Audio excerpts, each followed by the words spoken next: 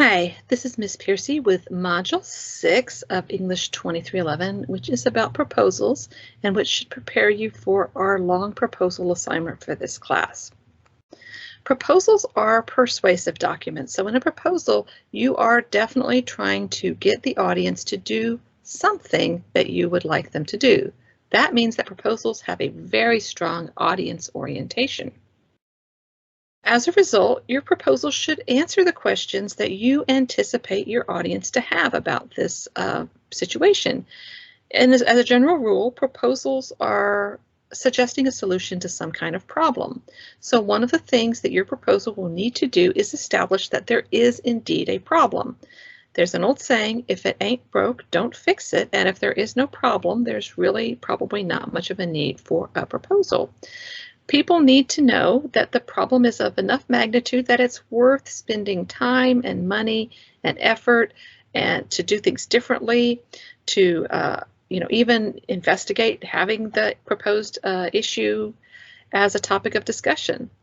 Your proposal needs to be very clear about what it is you are proposing to do. So it's not enough just to identify the problem. You begin with that.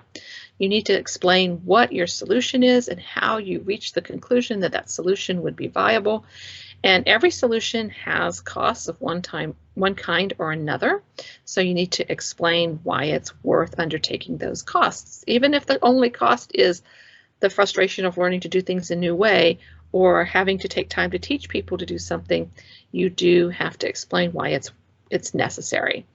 The reader needs to have it very clear by the end of the proposal what the reader is supposed to do. So sometimes I get to the end of the proposal and I'm like, okay, you showed me this is a bad thing, but what can I do about it?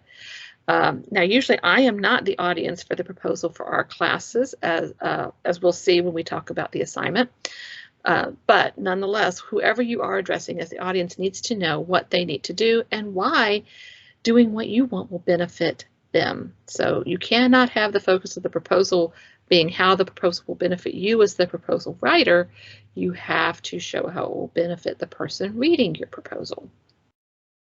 Proposals can come in different flavors, at different levels, from things that are basically very simple and informal.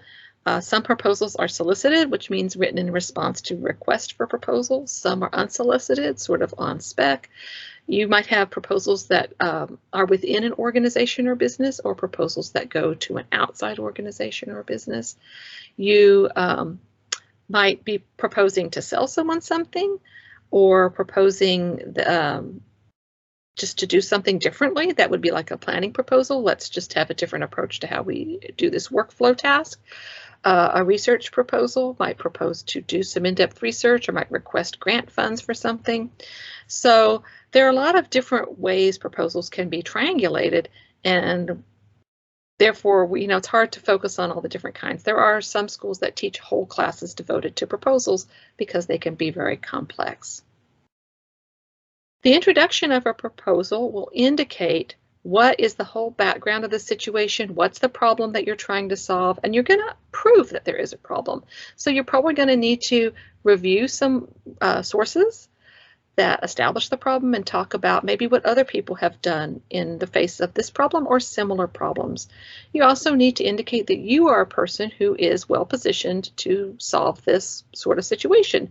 So that means you can only really propose things that are within the scope of your ability to solve. That's a hint for you guys writing your proposal for this class. You can't make world peace happen. You can't stop global warming. You can't build a football stadium. None of that's within your scope as an individual. So think smaller, more about what you can do at your school, your business, in your community. That is actually maybe something that you could make happen. The body of the proposal will lay out all of the details of sort of who, what, when, where, why, how, all of that stuff. So those are the more logistical things. So you'll indicate, how much does it cost, and everything has a cost, even if it is a cost in time or taking funds or time away from other activities. You want to talk about who's going to do this, when is it going to happen, what's sort of the time frame, what are our goals here. You definitely want to put all of that information through the lens of how this will benefit the person reading the proposal, or other stakeholders, but the bottom line is to show this is doable. We could actually make this happen. The conclusion of the proposal should leave the reader in no doubt about what you're asking here, and what are sort of the main strokes here. What are the main costs? What's the main time frame? It should definitely be a summary of the main point. And then your proposal will also need to have a citation apparatus. You'll need a works cited or references page at the end of your proposal that shows all the sources you used, as well as in-text citations in the body of your proposal showing where you used that information. So anything that isn't just common knowledge need to have in-text citations. This is something that's not just a school thing, but this basically shows the reader you know what you're talking about. You have actually sort of done your homework here, and you've got support for what it is you want to do. It's an important part of being persuasive. So for a proposal to be competitive, it needs to show that it understands what is being asked for if there is a request for proposal. If this is an unsolicited proposal, that doesn't necessarily apply, but you should still show that you understand what the person reading this proposal cares about. Do they care about saving money? Do they care about avoiding lawsuits? Do they care about something that is important to them personally? So it's about knowing your audience. You definitely want to show that what you're proposing is viable. You need to be honest about what you claim you can do and about the people involved in it and what they're able to do. You want to show, if you're representing a business or organization, that you have some experience with this. This part probably isn't as much important for your proposal coming up, but you definitely want to think about how you can bolster your credibility. And you want to show that you have a realistic understanding of the time frame and the costs involved. Design features such as section headings, lists, charts as applicable will definitely help your proposal be more readable and will help the busy executive figure out what's going on quickly. So this is a bit of a complex assignment, so we have several chapters that I'm asking you to read for this unit, as well as reading the details of the assignment instructions, which are longer than our previous assignment instructions. But essentially, in brief, you're going to identify some sort of problem in your community, whether that is your school, your neighborhood, an organization you belong to, a faith community you're a part of, a work, job that you work. It doesn't matter, but it should be some specific entity that you are part of. And you're going to want to address your proposal to a person in that organization or group that is a decision-making person. You'll need to do some research that establishes the problem that your proposal will try to solve. And you'll want to also do research that will examine possible solutions and support your chosen solution as workable. You're going to need to have some budgeting information and implementation, by which that means who's going to do things and when is it going to be done. So again, remember that sort of who, what, when, where, why, how, that sort of answering those questions. Your proposal will be sort of formal in its layout. It's 9 to 10 pages, but it's not 9 to 10 pages of wall-to-wall text. So as you take a look at the sample proposals that I've put in our course that are the basis for discussion 4, you'll get a little bit more of a sense of what the proposal will look like. It's actually a lot less writing than 9 to 10 pages. It just manifests over 9 to 10 pages. And then you will have to have some citations, and I don't care if you use MLA or APA, but it does need to be some formal citation format, not just, pasting in links or just doing it sort of ad hoc. You need to use an official citation style of some kind.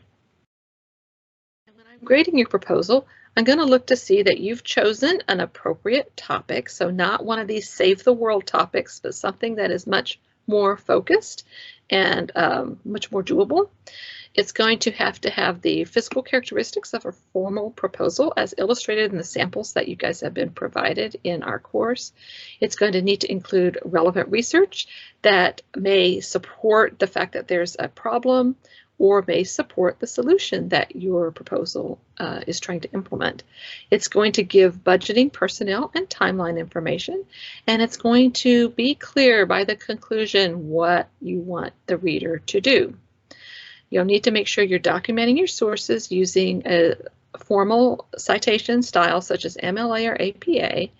And of course, your writing will need to be clear, concise, and fluent, and to be edited for grammar, mechanics, and style. So those are the main things that you're being asked to do in this particular assignment. You should definitely take the time you need to do this. You basically have a 3-week block of time if you're taking this in a long semester. If you're taking it in a shorter semester, you have obviously less time, but you have more time than you did for any of the other assignments. If you try to do this assignment the night before it's due, it is probably not going to be super effective. If, as you are coming up with ideas that you might be using for this assignment, you want to float your topic by me and want to ask me if I think your concept is doable, I am happy to answer those questions. I would encourage you to post questions about the proposals in the questions discussion forum, because it really does benefit all the students when they can see questions answered from one another. But you can also email me if you feel uncomfortable for some reason about putting your idea out there for other people to see. So that's where we're going with this proposal. Please take it seriously. It's 25% of your grade in the course, so it is important that you do a serious good faith effort on everything. And I do encourage you to ask questions early so that I can help get you back on the right track as soon as possible. So that is really it for this particular assignment. Oh no, I have more, but wait, there's more. So I have some comments about research. Sorry about that. I thought that that was the end of the slideshow because it's 2 separate slideshows in another class. So anyway, with your research, think about it in terms of what you and your readers need to know that goes to the background of the problem and how you might support your solution. Sometimes your research may show you that your idea wasn't a great idea, in which case it helps you know to redirect. So that's okay. As you're researching, you do want to make sure you avoid plagiarism. Plagiarism is not just downloading papers from the internet, although it is that, but plagiarism is any time you use information from sources and you don't give credit to it. So always give credit to anything that didn't come out of your own brain, in effect. So whether those are words, concepts, images even, you've got to document that. So in our assignments, that's usually going to be quotes or paste-ins from sources, paraphrasing and summarizing, where you've put the source information into your own words. All of those things require citations. So in MLA Citation Style, we have an in-text citation that appears right next to the information that you just gave your reader. And we have a reference list where each source that you've used is listed just one time. So if your proposal had 5 sources, there would be 5 items listed on your works cited list. But you might have more than 5 in-text citations because you might use different pieces of information from your sources. So that's okay, but everything on the in-text citations should point me to a source on the works cited list, and everything on the works cited list should appear somewhere with an in-text citation. Text citation, as I said, goes right after whatever it was you quoted, paraphrased, or summarized. Usually is going to be with inside parentheses, and it's going to indicate either the author's last name, if you have an author's last name, or a short version of the title if there isn't any author. The works cited list will list every source that you've used, and it will give all the info. The sources will have the author's name, the titles, the container sources where those articles came from, which would be books or journals or websites. It's going to give URLs for websites typically. It's going to give dates of publication. So all the information. Now, if you've taken English 1301, you should have studied how to do this before, but there are a lot of tools you can use to help you. On your works cited page, all of your entries should be alphabetized by either the author's last name or whatever the first piece of information is in the citation, which if there is no author is probably the article title. And they use what's called a hanging indent paragraph style. So I've got some resources posted in our course for helping students with their citations. So you might want to take a look at that. But students are always welcome to contact me with questions about citations. I'm very happy to answer those questions in the questions discussion forum. If you're ever in doubt, do I need a citation for this piece of information? Cite it. No one ever got in trouble for providing a citation for something that maybe strictly speaking they didn't need to cite. When you get in trouble is when you don't cite something. Make sure there is a matchup between in-text citations and sources on your works cited list. If you have something on your works cited list, I should find at least one in-text citation showing me where you use that information, possibly more than one if you use multiple pieces of information. Anything that in text has a citation should point me to the source on this works cited list. So they go together, they indicate to each other. If you can't find very much information out about your source, it might not be a very good source. That's just sort of a general rule of thumb. And citation generators like NightCite, which is probably the one I recommend the most, can be helpful, but it's only as effective as you putting in correct information. If you put in bad information, you'll get bad information back. So now it really is the end of the slideshow. So I know that was a lot of information reviewed very, very quickly. So I do encourage you to contact me if you have questions, and I'm happy to answer your questions. And especially, as I said, this assignment is 25% of your course grade. I love it when everyone does well on this assignment, when I see well-written business proposals. So please don't hesitate to contact me early and contact me relatively often. I'm interested to see what you guys all come up with. And we are getting closer to the end of the semester. Don't forget to post to discussion 4, which has you reviewing some sample student proposals, and also there is a quiz about proposals, so be sure to take a look at that. Catch you next time, just one more module. Bye-bye.